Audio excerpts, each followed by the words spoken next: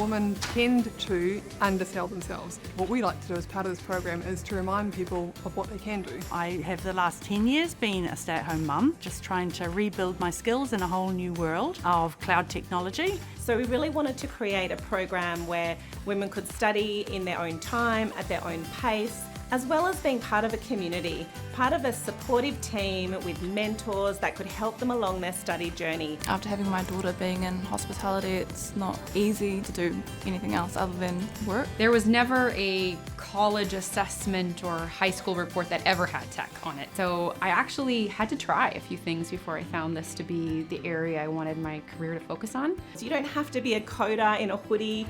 You can do so many different things, and tech needs you. This program has genuinely given me so much confidence to start the journey to actually get there. Just really inspired. It's made me think that I can do it too. As long as you put your mind to it and back yourself, then you can achieve anything in the world. You just have to believe in yourself. Even if you have no idea what it is, even if you have just a little bit of curiosity, I would say go for it.